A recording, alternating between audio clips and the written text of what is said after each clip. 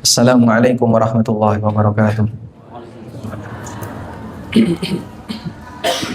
Alhamdulillah wassalatu wassalamu ala Rasulillah wa ala alihi wa sahbihi wa mawala. Wa asyhadu an la ilaha illallah wahdahu la syarikalah wa asyhadu anna Muhammadan abduhu wa rasuluh sallallahu alaihi wa ala alihi wa sahbihi wa man tabi'al huda ila yaumil qiyamah. Alhamdulillah, puji syukur kita haturkan kehadirat Allah pagi ini di Handmade Basket. Daerah mana namanya? Tegalwangi, Cirebon.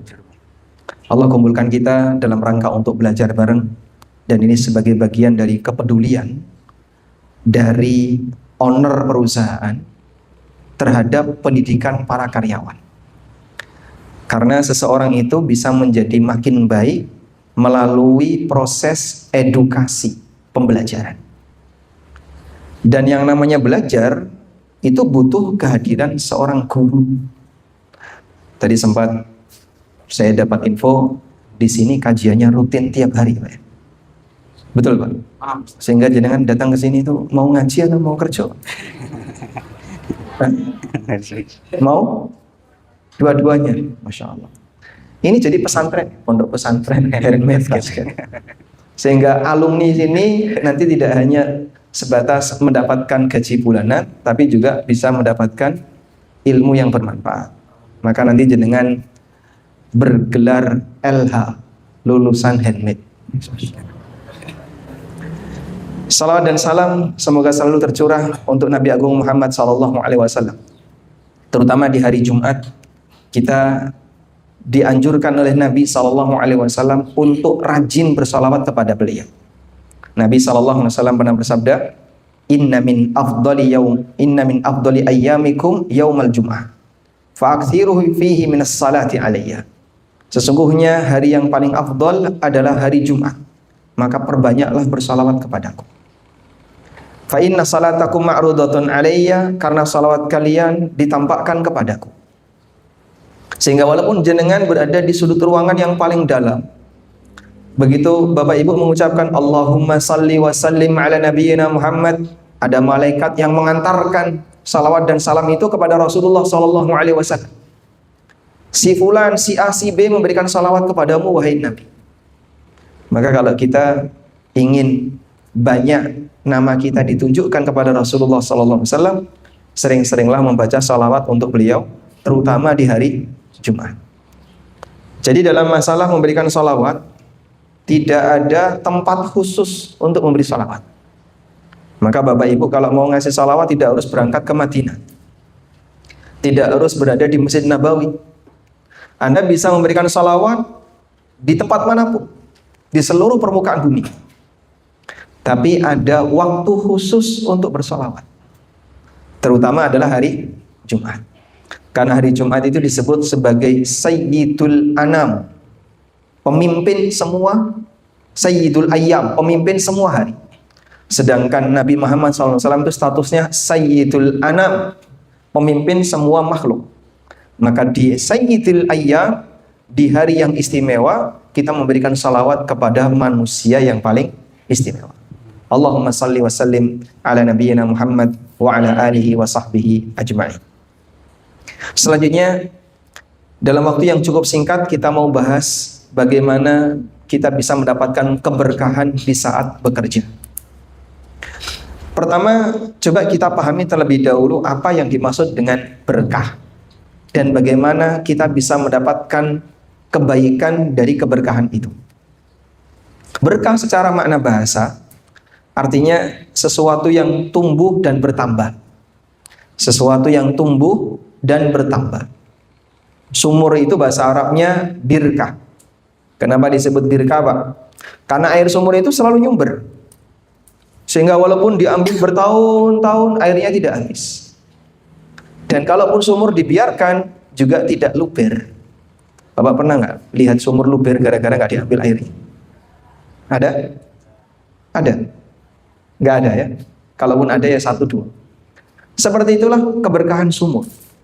Sehingga dia disebut sebagai birkah karena menghasilkan kebaikan. Diambil bertahun-tahun airnya nggak habis-habis, dan ketika dibiarkan dia tidak hilang, tidak rugi. Selanjutnya, makna berkah secara syar'i artinya sesuatu yang memberikan banyak kebaikan. Dan kebaikan itu terus bertambah dan bertahan.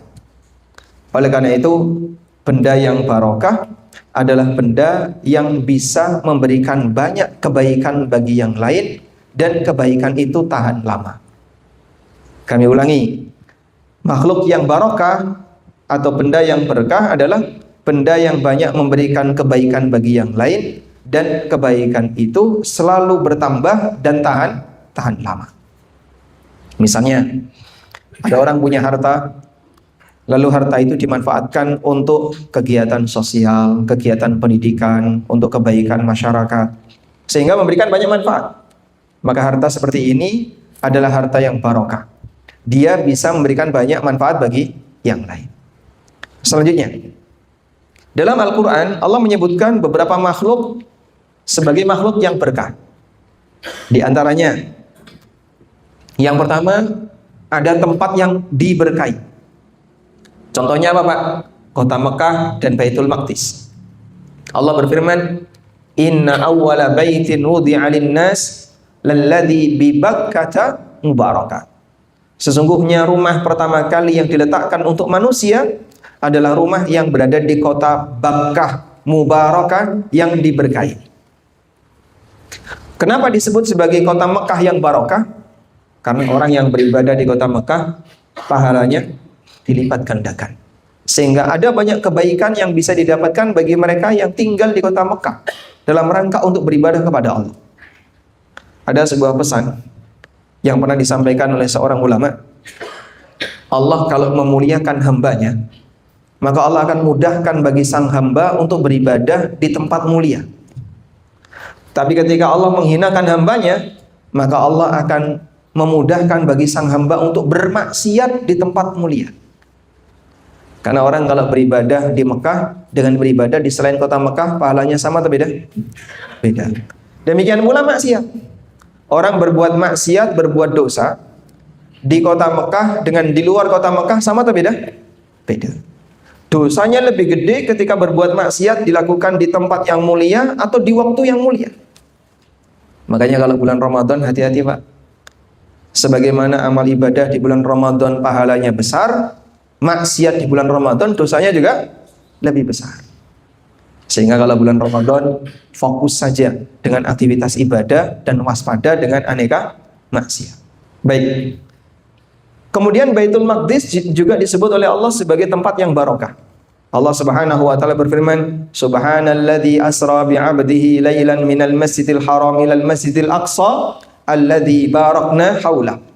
Maha suci Zat yang telah memberangkatkan hambanya dari Masjidil Haram sampai Masjidil Aqsa yang kami berkahi daerah sekitarnya. Sehingga Allah sebut Baitul Maqdis sebagai kota yang barokah. Ini yang pertama. Ada tempat yang berkah. Yang kedua, Allah juga menyebut ada waktu yang barokah. Apa waktu yang barokah? Lailatul Qadar. Allah Ta'ala berfirman, "Inna anzalnahu fi lailatil qadar."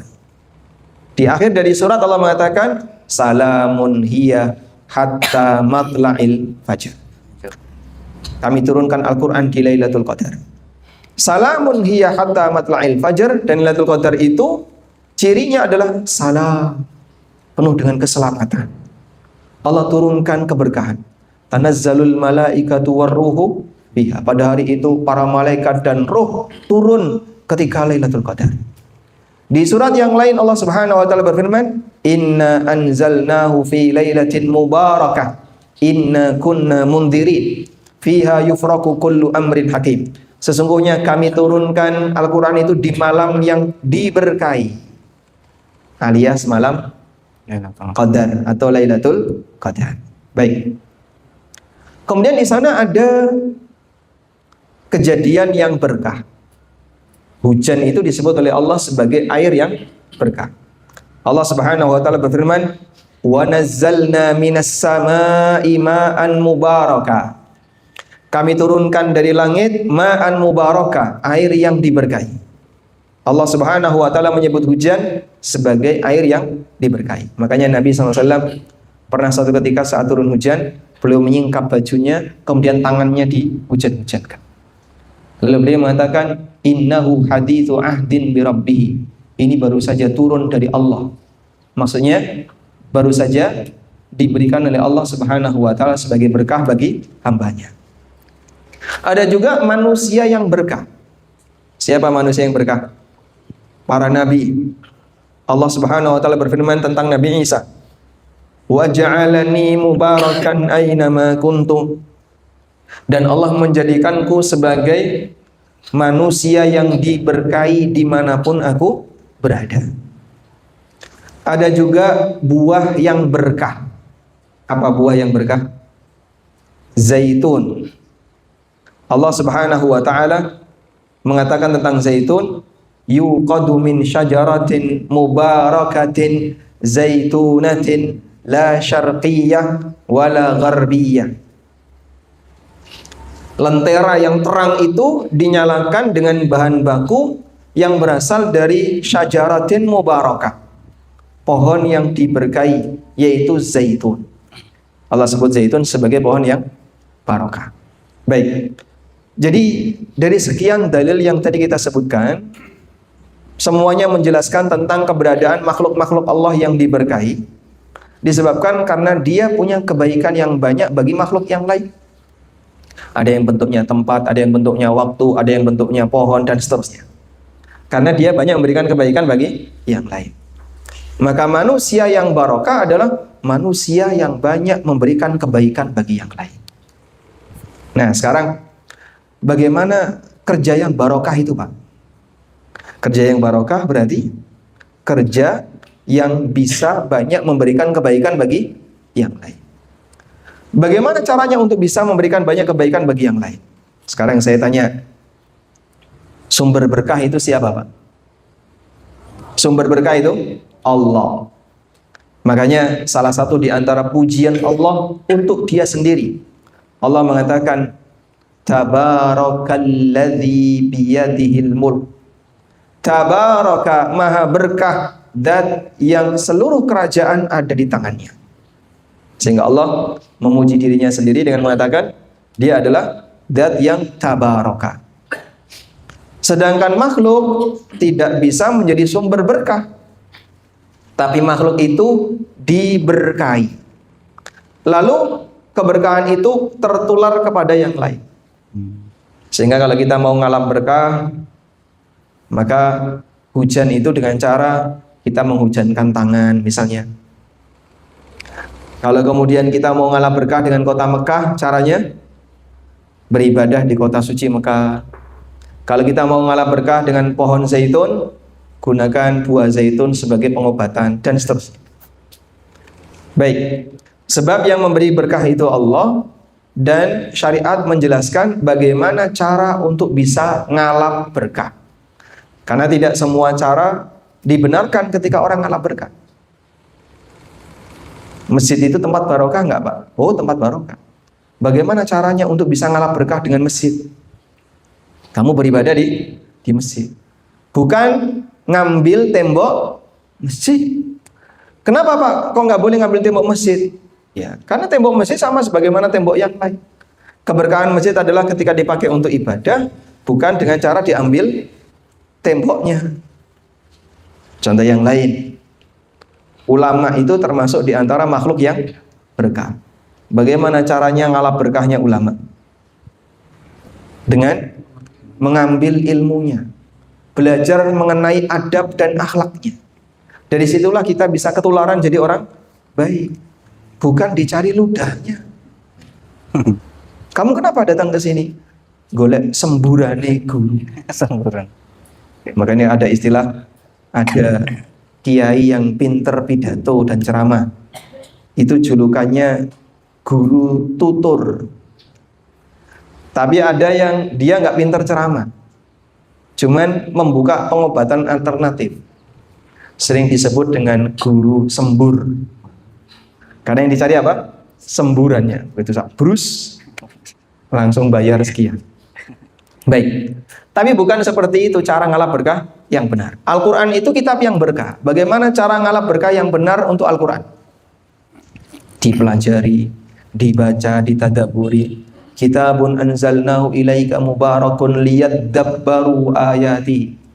Itulah kitab yang kami turunkan kepadamu dengan penuh berkah, liyadabbaru ayati, agar kalian merenungkan ayat-ayatnya.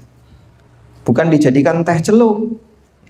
Sehingga Quran tua disobek, dijadikan teh celuk. Iki ombenen. Kenapa? Cepat pintar. Dari mana cara seperti itu? Enggak benar. Sehingga ngalah berkah bukan dengan cara seperti ini. Tapi yang benar gimana? Kau pelajari isinya. Ada yang bilang kayak gini, Pak, katanya biar air itu berkah, Pak, maka sering dibacakan Al-Quran. Nah, terus nanti jadi air yang berkah. Memang kalau ruqyah boleh seperti itu. Boleh ruqyah dengan menggunakan media air. Tapi jika dipahami bahwa benda itu ketika sering diberi ayat Al-Quran kemudian dia jadi benda keramat, ini tidak benar, Pak.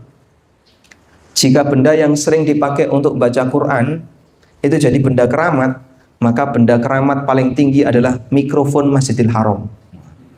Wah, itu tiap hari kena suara imam sama mikrofonnya Ustadz. Dipakai pengajian. Ada nggak orang yang ngalah berkah pakai mikrofon? Pada rampung pengajian, mikrofonnya jangan diusap-usap. Pernah ada kayak gitu?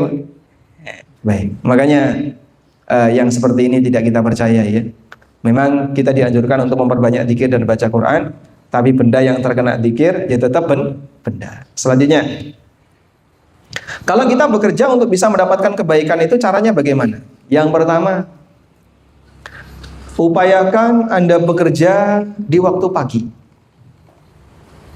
Karena Allah Subhanahu wa taala menjadikan siang hari itu sebagai ma'asyan. Wa ja'alna an-nahara ma'asya, dan kami jadikan waktu siang sebagai ma'asya, kesempatan untuk mencari sumber penghasilan. Makanya kerja yang benar itu siang kerja, malam istirahat. Jangan dibalik. Malam kerja, siang istirahat. Itu kelelawar, Pak.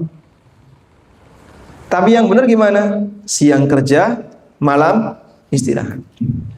Ada dua makhluk yang sama-sama terbang. Tapi yang satu disenangi orang, yang satu ditakuti orang. Burung itu disenangi orang nggak, Pak? Burung, Pak, disenangi orang. Sehingga orang lihat burung itu senang. Tapi yang satunya ditakuti orang, kelelawar, Pak. Padahal sama-sama terbang. Makanya Nabi SAW memisalkan orang tawakal itu dengan menggunakan burung. Lau tawakkaltum haqqa tawakkuli. Kalau kalian bertawakal dengan yang sebenarnya, la razaqakum kama yurzaqut tayr. Kau akan diberi rizki oleh Allah sebagaimana layaknya burung. Taqdu khimasan wa taruhu bitanan. Pagi hari dia berangkat, temboloknya kosong, begitu balik temboloknya penuh. Tapi Nabi SAW tidak memberikan permisalan seperti ini untuk kelelawar. Baik. Karena walaupun ya ada sebagian di antara manusia yang kadang kerjanya malam hari, tapi idealnya yang terbaik adalah orang itu kerja di siang hari, terutama di waktu pagi. Sebab Nabi SAW mendoakan kebaikan bagi umatnya. Allahumma barik li ummati fi bukuriha. Ya Allah, berkailah umatku di waktu paginya. Maka kegiatan di waktu pagi memberikan pengaruh yang lebih kuat dibandingkan kegiatan di selain waktu pagi. Karena itu kerja makin pagi makin bagus. Bapak maksud jam berapa, Pak? Jam 8. Makin pagi boleh nggak, Pak? Jam 5 begitu. Orang sarapan, Mas. Perusahaan menyediakan sarapan ya? Oh, enggak.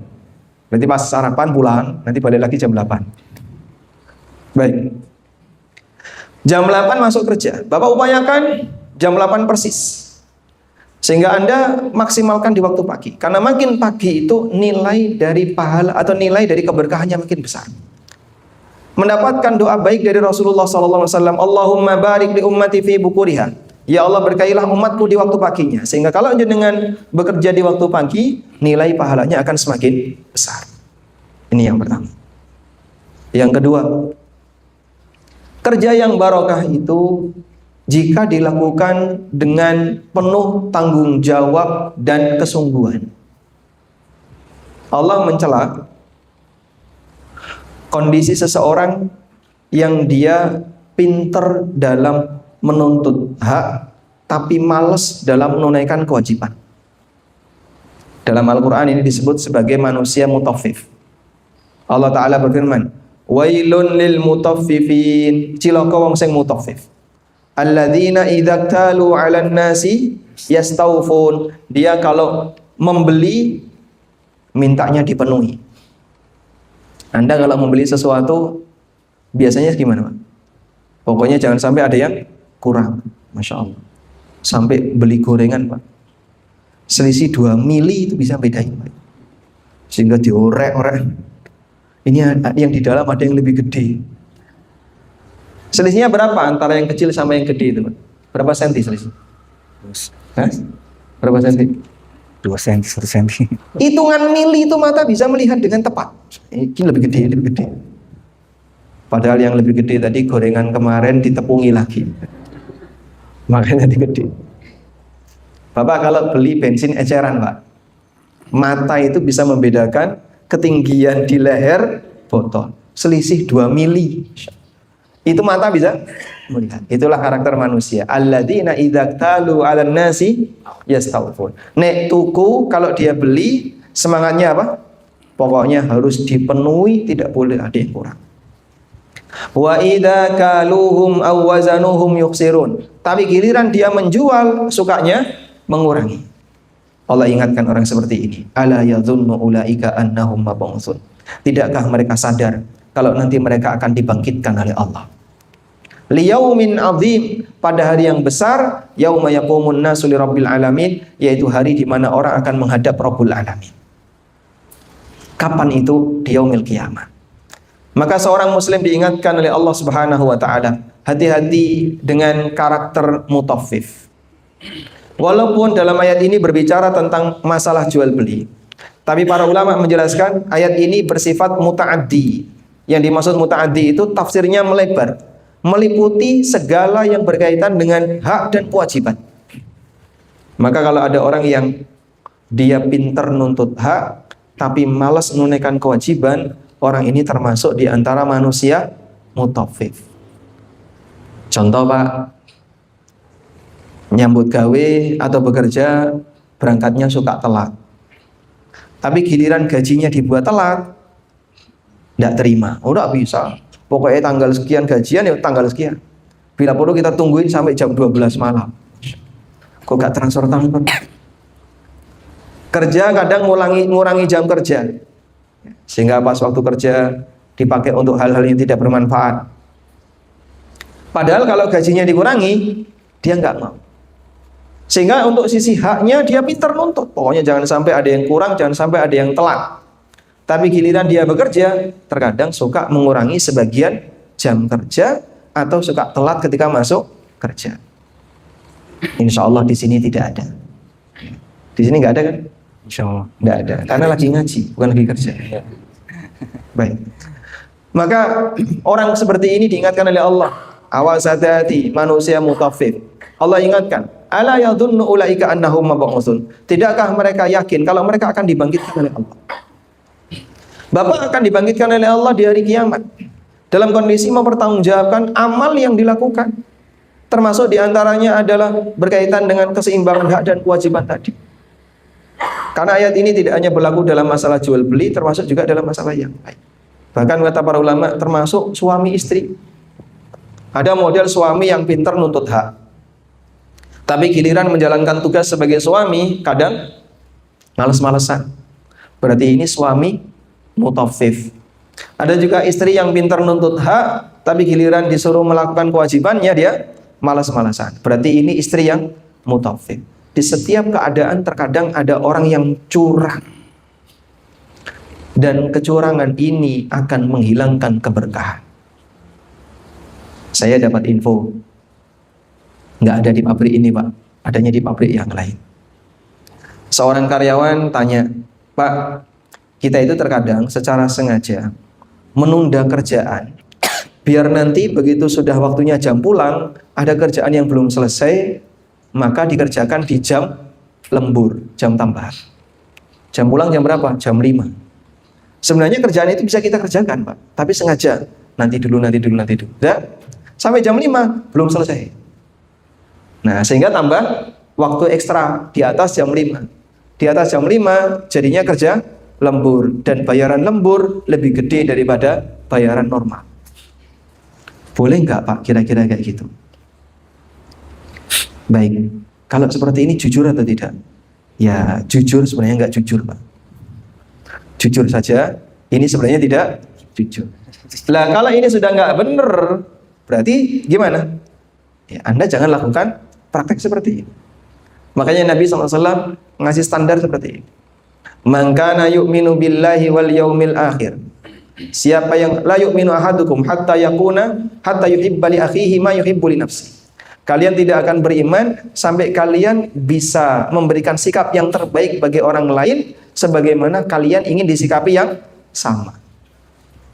Maksudnya gimana? Kalau kamu ingin disikapi A oleh orang lain, maka bersikaplah A kepada orang lain. Paham Pak? Baik, contoh. Kalau kamu ingin disikapi jujur oleh orang lain, maka bersikaplah jujur kepada orang lain. Kalau kamu ingin disikapi ramah oleh orang lain, maka bersikaplah ramah kepada orang lain. Kalau kamu ingin disikapi apalagi baik, sopan, maka bersikaplah baik dan sopan kepada orang lain. Kalau kamu tidak ingin disikapi nggak baik, maka jangan bersikap tidak baik kepada orang lain.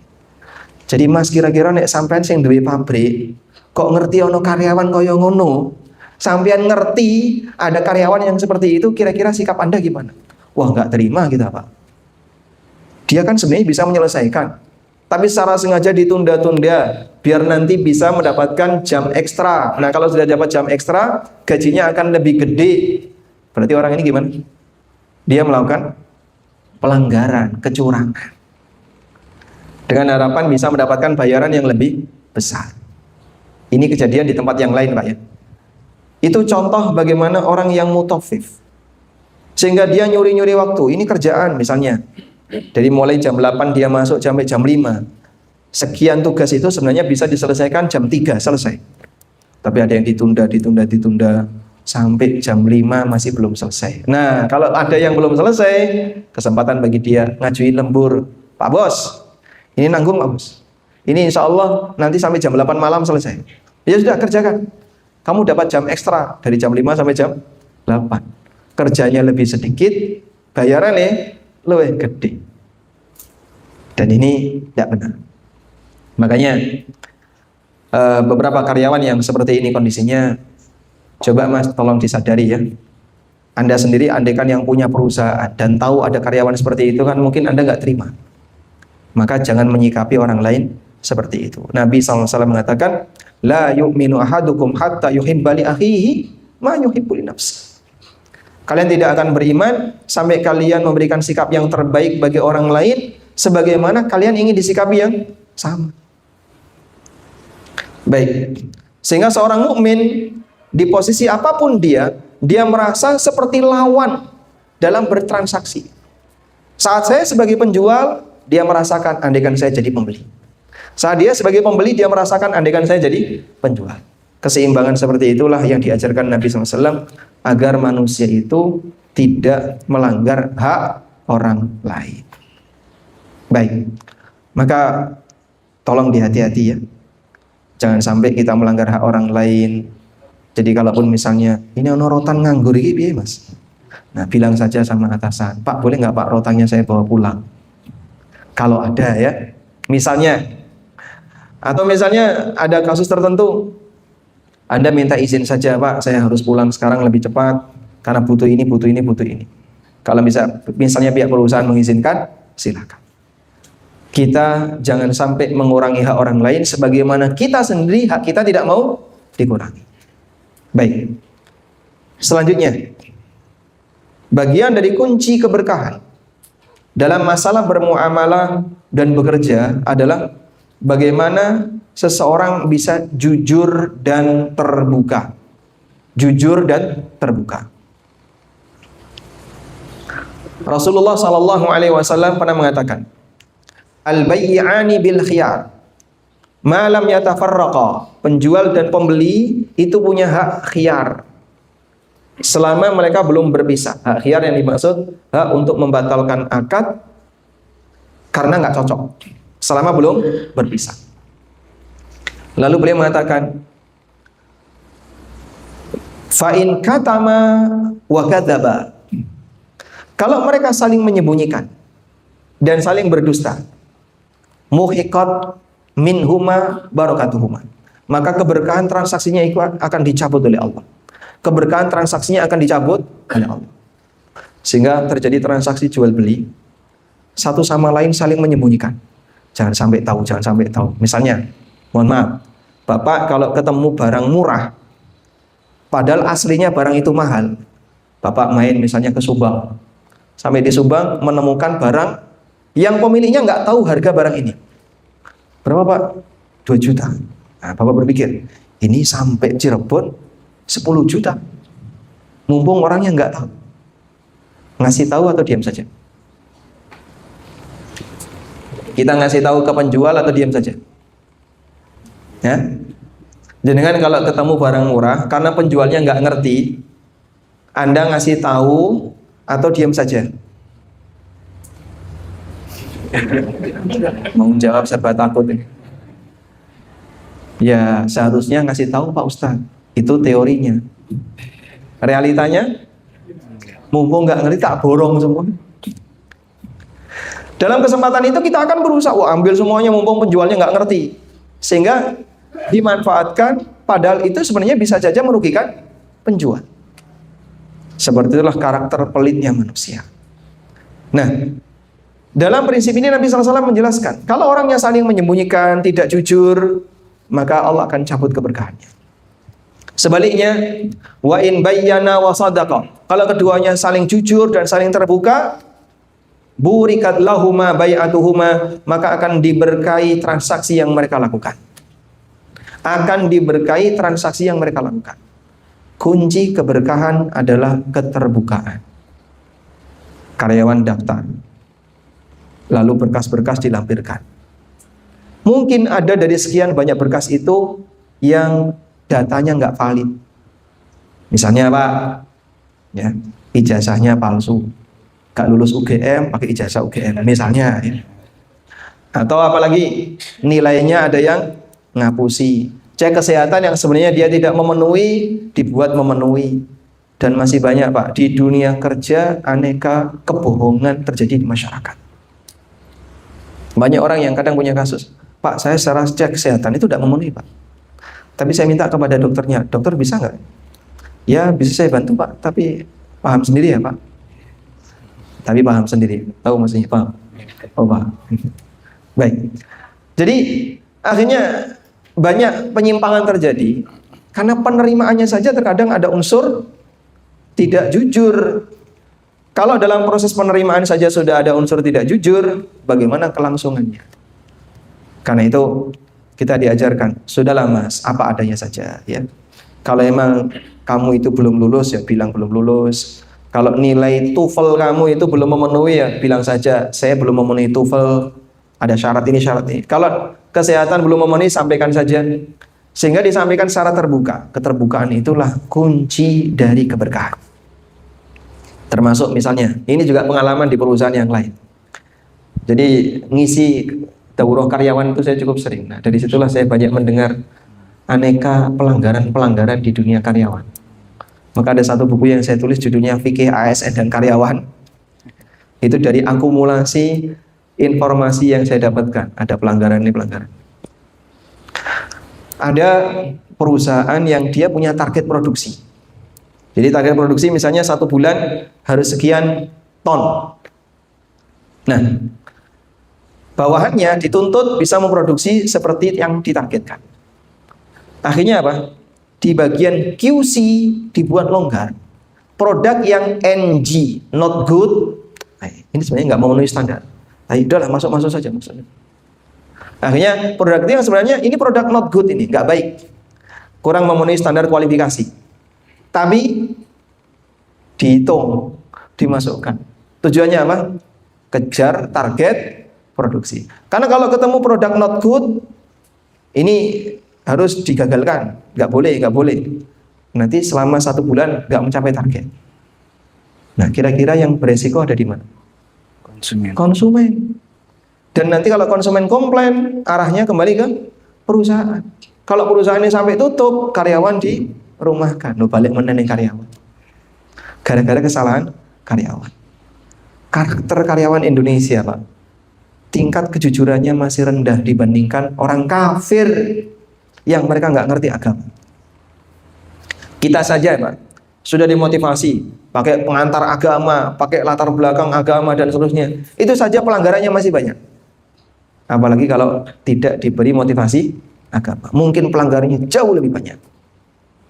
Makanya orang-orang ateis, orang Jepang, orang Korea itu kan dominan ateis ya. Kok mereka bisa kayak gitu, Pak? Disiplinnya seperti itu. Ya karena itu karakter yang dibentuk dari kecil. Bagaimana mereka diajari jujur, diajari amanah, nggak kejar target ya lapor, nggak kejar target. Lebih baik menceritakan apa adanya daripada mengelabui dan memanipulasi data yang itu beresiko di belakang. Kalau kita kan tidak. Kita punya prinsip YBS. Yang penting Bapak senang. Jadi mau laporannya gimana, yang penting Bapak senang. Akhirnya jadi bom waktu. Begitu bagian akhir ketahuan, jeblok. Ketika jeblok, ketika meledak, nah ternyata ini adalah kesalahan si A. Ini kesalahan si B. Makanya jujur saja ketika beraktivitas kerja. Kejujuran ini dijadikan oleh Nabi SAW, burika lahum fi bai'atihima, maka akan diberkahi transaksinya. Misal ya, pihak perusahaan menjanjikan, nanti kalau penjualannya sampai target sekian, maka karyawan akan diberi hadiah haji furoda. Masya Allah. Keduren dia. Karyawan akan dikasih hadiah bonus. Nah ternyata mencapai target. Cuman pihak keuangan merahasiakan. Jangan sampai tahu. Nanti kita kena janji hadiah. Akhirnya dirahasiakan. Nah ini juga tidak jujur. Maka intinya lakukan keterbukaan, sampaikan apa adanya, jangan sampai ada yang disembunyikan, karena menyembunyikan sesuatu yang itu masuk dalam kesepakatan bisa membahayakan bagi kelangsungan kerja. Wallahu a'lam. Baik, mungkin itu yang bisa kita sampaikan sebagai pengantar. Nanti kita perlebar dengan mendengarkan curhat dari para karyawan. Masya Allah. Wassalamualaikum warahmatullahi wabarakatuh. Masya Allah. Ya, terima kasih jazakumullahu khairan atas penyampaian materinya yang Masya Allah sangat bermanfaat dan sangat menggugah hati kita tentunya untuk bagaimana kita bisa menjemput keberkahan yang Allah berikan ya, untuk bagaimana mendatangkan ya. Tentunya semoga kita bisa merealisasikan atau mengaplikasikan poin-poin yang tadi disampaikan tentunya untuk dalam rangka kita menjemput keberkahan yang Allah berikan kepada seorang hamba. Bagaimana unsur-unsur yang tadi disebutkan bisa kita jalankan dengan sebaik mungkin dan kita menghindari atau menjauhkan ya tentunya penghalang-penghalang dari datangnya keberkahan itu sendiri. Silakan buat teman-teman Bapak Ibu yang ingin bertanya. Ini merupakan kesempatan yang sangat-sangat baik ya. Kita biasa lihat di YouTube, gitu, ini kita langsung belajar, ketemu langsung gitu ya. Ini merupakan sebuah keberkahan tentunya dari Allah Subhanahu Wa Taala, sebuah kemudahan bagi Allah, dari kita semuanya dari Allah Subhanahu Wa Taala untuk kita bisa langsung belajar dan berdiskusi bersama dengan Ustadz Amin Nurbait Hafizahullah Taala. Silakan yang langsung ingin bertanya ada? Ya silakan Pak Sugirin, mungkin bisa pakai mikrofon aja. Oh nggak usah. Biar masuk online. Ya. Tanya langsung bagaimana membentuk Agak dekat aja. Agak dekat. Bagaimana membentuk karakter yang sudah terbiasa secara pribadi atau korporasi yang topik ini akan menjadi lebih baik. Terima kasih. Iya. Sorry. Kiri.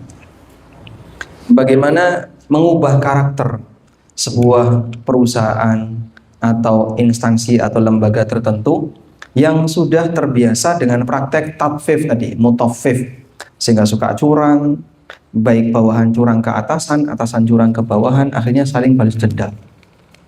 Baik, memang yang namanya pembentukan itu kan berarti butuh tahapan yang panjang, Pak. Kita tidak terbiasa seperti model pendidikan orang di luar negeri yang diajari disiplin sepenuh hati. Akhirnya peluang terjadinya pelanggaran cukup banyak, terutama misalnya masalah jam kerja. Ya mungkin pertama dari kajian-kajian seperti ini. Diberitahu, dimotivasi. Awaslah, hati-hati, ada hak orang lain, ada hak orang lain, ada hak orang lain. Mungkin Bapak bisa merasa aman, tapi hidup tidak sekali. Akan ada kehidupan yang kedua. Mungkin Bapak bisa merasa nyaman, tapi ada kehidupan yang kedua.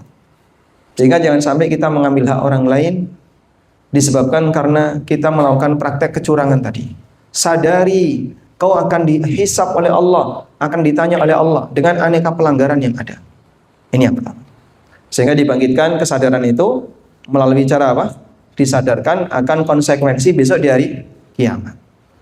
Yang kedua, dimulai dari mini habit. Dimulai dari mini habit. Kebiasaan kecil tapi rutin. Misalnya, apa sih pelanggaran yang terjadi di perusahaan A ini? Itu Pak, kalau masuk suka telat. Ya sudah, sekarang diawali dengan mini habit. Siapa yang sampai kantor 5 menit sebelum buka jam kantor, maka dia dapat poin tambahan. Mungkin dikasih motivasi seperti itu. Hanya 5 menit saja. Saya tidak butuh lebih dari 5 menit. Kamu cukup 5 menit sebelum jam kantor buka sudah datang di sini, saya kasih poin. Mengupayakan selisih 5 menit. Kemudian dia kasih motivasi. Itu membentuk mini habit. Diawali dari hal yang sederhana. Ada sebagian orang yang susah untuk bangun ketika subuh. Berlatihnya gimana? Coba kamu bangun 10 menit sebelum subuh. Sudahlah, nggak usah lama-lama, nggak usah bangun jam 3 atau setengah 4, mungkin kau keberatan. Cukup 10 menit sebelum subuh, kau bangun. Dan kerjakan sholat witir walaupun hanya cuman 1 rakaat. Sudah. Dimulai dari kebiasaan kecil seperti itu. Lama-lama kalau dia sudah bisa istiqomah, nanti untuk melakukan kebiasaan yang lebih besar akan lebih ringan. Contoh sederhana ya. Saya pernah ketemu dengan orang Indonesia yang nikah sama lelaki Jepang. Cerita tentang kebiasaan di rumahnya. Salah satu yang saya tangkap waktu itu adalah di sana mereka punya kebiasaan ngambil barang apapun harus dikembalikan di tempat yang sama. Put it back. Kata kunci. Kamu ngambil gunting di mana? Di situ. Kembalikan ke situ. Kita kan biasanya nggak kayak gitu ya. Potong kuku kan, rampung, gledakno. Gunting rampung, gledak nih. Akhirnya begitu butuh, neng dio, di mana tadi? Pas nggak butuh ketemu, pas lagi butuh nggak hilang, nggak ada, hilang. Sering kayak gitu Pak. Kenapa? Kita tidak punya kebiasaan mengembalikan di tempat semula. Tapi kalau Anda punya kebiasaan kayak tadi, kunci ada di mana kunci? Ya kadang di sini, kadang di situ, kadang di situ. Begitu hilang, Anda akan mencari di banyak tempat. Tapi kalau kita sudah terbiasa, kunci di gantungan ini, hanya ini. Habis pakai, balik ke situ lagi. Habis pakai, balik ke situ lagi. Cara seperti itu. Ini kan hal yang sederhana. Put it back. Kembalikan ke tempat yang sama. Membiasakan ini butuh belajar. Tapi dari hal yang kecil-kecil kayak gini, kalau orang memaksakan diri, insya Allah begitu dia berhasil, maka nanti akan lebih ringan melakukan kegiatan yang lebih besar. Jadi memang butuh dipaksakan. Wallahu a'lam. Ya. Baik, terima kasih atas jawabannya. Dari ibu-ibu ada yang ingin bertanya langsung? Dipersilakan ya, kalau ada. Kalau tidak ada, ada nggak? Tidak. Kayaknya malu-malu Ustaz. Ya kita akan bacakan untuk pertanyaan selanjutnya. Bismillah, Assalamualaikum Ustaz. Waalaikumsalam. Ustaz, bagaimana jika keterbukaan justru bisa memperkeruh suasana karena sebetulnya permasalahan bisa diselesaikan antar staf dan tidak perlu disampaikan kepada bidang lainnya? Apakah yang demikian termasuk mutafif Ustaz atau orang-orang yang curang? Silakan Ustaz. Kalau sifatnya ketegangan, ini prinsip tadi nggak berlaku. Begini Pak, seneng sama orang silahkan disampaikan. Tapi kalau benci sama orang jangan disampaikan. Paham ini kaidah ya? Tapi ini masalah sesama jenis ya Pak ya. Kalau beda jenis ya beda forum. Pernah satu ketika ada seorang sahabat di samping Nabi SAW. Tiba-tiba sahabat A ini lewat, ada sahabat A lewat. Sahabat tadi langsung bilang, "Ya Rasulullah, saya senang sama si A." Nabi SAW tanya, "A'lam tahu, apa kau sudah sampaikan ke si A?" "Belum." "Alimhu, sampaikan ke dia." Langsung dia berdiri ngejar si A. Begitu ketemu si A, "Inni uhibbuka fillah." Aku mencintaimu karena Allah. Kemudian orang itu mengatakan, "Ahabbakallazi ahbabtani fihi." Semoga zat yang engkau mencintai karenanya, semoga Allah mencintaimu karena Allah, karena engkau telah mencintaiku karena Allah. Baik. Sehingga kalau lagi senang sama orang, senang sama teman satu kantor, sesama laki-laki, sama perempuan, sampaikan, "Pak, saya kok senang sama Bapak. Ibu, saya senang sama Ibu." Udah? Karena menyampaikan senang ini menciptakan keakraban. Tapi kalau lagi nggak senang, jangan ngomong. Lagi nggak senang itu dirahasiakan. Maka sama staf, kalau sekiranya bisa diselesaikan sendiri, tanpa harus menimbulkan ketegangan dengan atasan, segera selesaikan di bawah. Menyelesaikan di bawah lebih gampang daripada kalau sudah sampai atas. Sehingga yang bagian seperti ini silakan Anda rampungkan di bawah. Kecuali kalau membahagiakan perusahaan ya. Kalau membahayakan perusahaan, misalnya ada fraud, aneka kecurangan, ya kalau seperti ini jangan dibiarkan, segera sampaikan kepada atasan. Wallahu a'lam. Baik, Masya Allah. Terima kasih Ustaz. Jazakumullahu khairan atas jawabannya. Semoga bisa memberikan manfaat buat kita semuanya. Dan ilmu yang sangat bermanfaat karena waktu juga Ustaz ya. Qadarullah. Masya Allah. Ya, yang ini boleh Ustaz. Satu lagi boleh? Boleh. Ya. Assalamualaikum Ustaz. Waalaikumsalam. Ustaz, menurut syariat apakah boleh seorang suami mengizinkan istrinya bekerja untuk membantu perekonomian keluarga lalu menitipkan anaknya kepada orang tuanya atau mertuanya selama ditinggal bekerja? Jazakallahu khairan Ustaz. Kalau suami mengizinkan secara syar'i boleh. Tapi tidak boleh ada pelanggaran ya. Misalnya suami mengizinkan istrinya untuk buka aurat, itu ada izin dan tidak ada izin tetap dosa. Tapi kalau suami mengizinkan istrinya kerja dengan batasan syar'i, insya Allah tidak masalah. Wallahu a'lam. Baik, demikian. Semoga yang kita bahas ini bermanfaat. Mohon maaf jika saya tidak bisa berlama-lama di sini, karena harus pindah ke tempat berikutnya. Semoga Allah Ta'ala memberkahi Bapak Ibu sekalian dalam bekerja, dan Allah memberikan banyak kebaikan bagi kita semuanya. Allahumma anfa'na bima 'allamtana wa 'allimna ma yanfa'una warzuqna ilma wa sallallahu ala nabiyyina Muhammadin wa ala alihi wa sahbihi wa sallam. Wa akhiru da'wana alhamdulillahi rabbil alamin. Wassalamualaikum warahmatullahi wabarakatuh.